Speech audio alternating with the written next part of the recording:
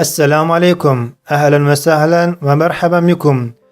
In our previous lesson, we learned the first quality of Arabic noun, al-jins, gender.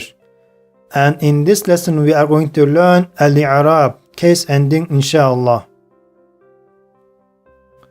I'rab al-asma, case endings of nouns. In Arabic, nouns have different endings to show their function in a sentence, just like us wear different dresses according to different occasions. There are three endings of noun marked by vowel sign, harakat, on the last letter of the noun. These are al-marfu', the first one al-marfu', nominative case. The noun ends with dhamma in this case, and its type of i'rab is al-raf'. The next case is al-mansub, accusative case. The noun ends with fatha in this case, and its type of i'rab is an-nasb. The third case is al-majrur, genitive case, and the noun ends with kasra in this case, and its type of i'rab is al-jar. Now let's learn each of them. First one, al-marfu', nominative case. The nominative is a noun which has a dhamma as its end case, and its type of i'rab is al-raf'. The noun gets dhamma in the following cases.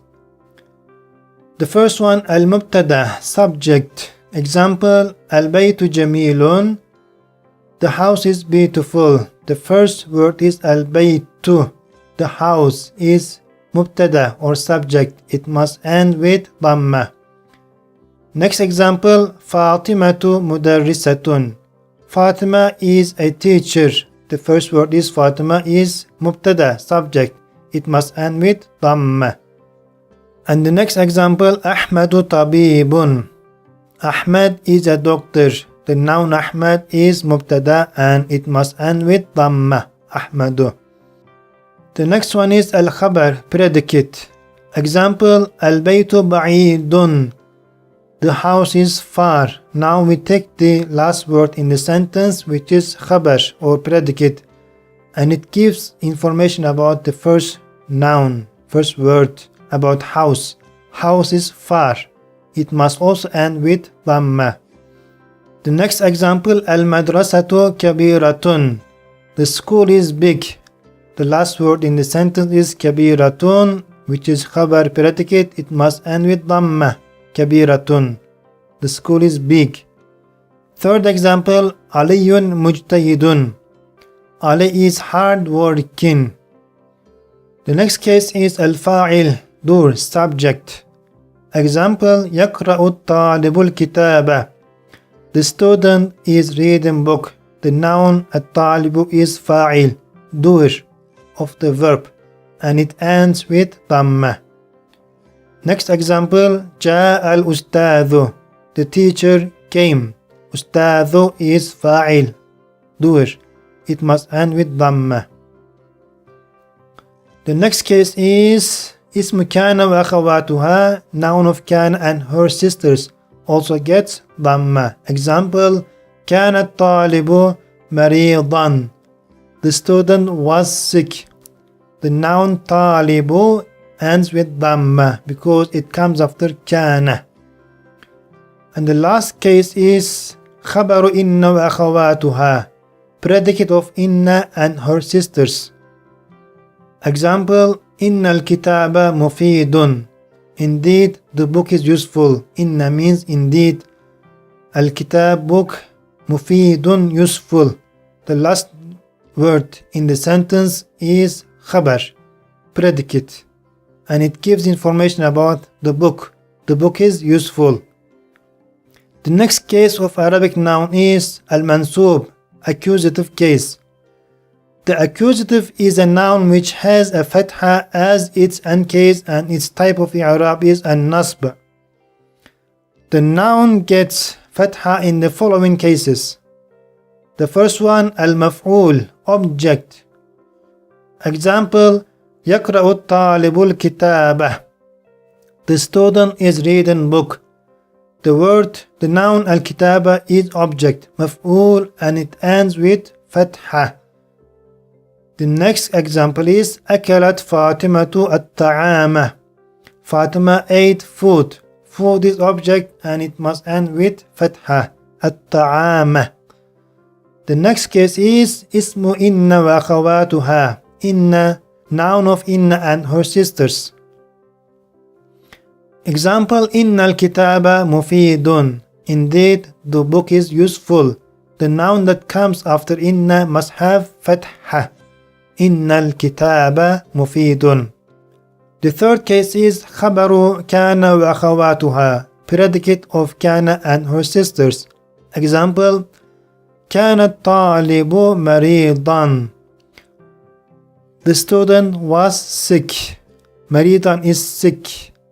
The last word that comes in the sentence that starts with كان gets فتحة. كان الطالب مريضا. The student was sick. And the last case that noun gets فتحة is nouns after question word كم. كم means how many. كم طالبا في الصف.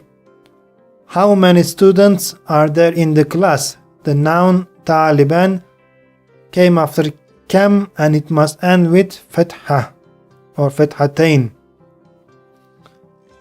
The next case of Arabic noun is al-majrur, genitive case.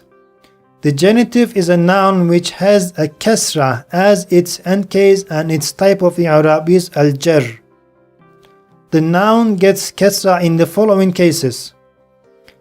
First, huruf al-jar, prepositions. Example, al-waladu fil bayti. The child is in the house. The noun al-bayt ended with kasra because it came after the preposition fi, which means in the house. The next example, al-kitabu ala al-maktabi. The book is on the desk. Al-maktabi ended with kasra because it came after preposition ala, which means on. The next case is ظروف الزمان والمكان, adverbs of time and place. القلم تحت الكتاب. The pen is under the book.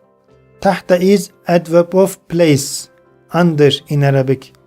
الكتاب ended with kasra because it came after تحت, adverb of place. The next example is أستيقظ قبل الفجر.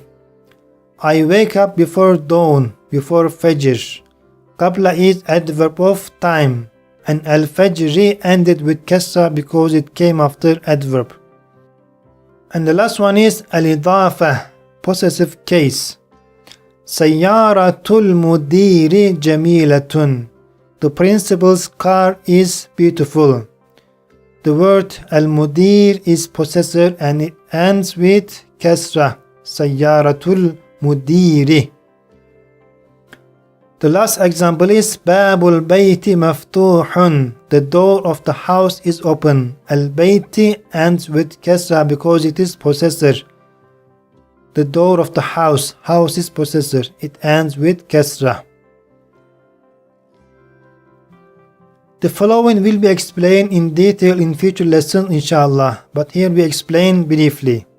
These are al-mubtada, subject, al-khabar, predicate, al-fa'il, tool, subject, al-maf'ul, object, huruf al-jar, prepositions, al-idafa, possessive case, ظروف الزمان والمكان, adverbs of time and place, أدوات الاستفهام, question words, إن وأخواتها, إن and her sisters, and last, كان وأخواتها, كان and her sisters. That's all for today's lesson. See you next lesson inshallah. Wassalamu alaikum wa rahmatullahi wa barakatuh.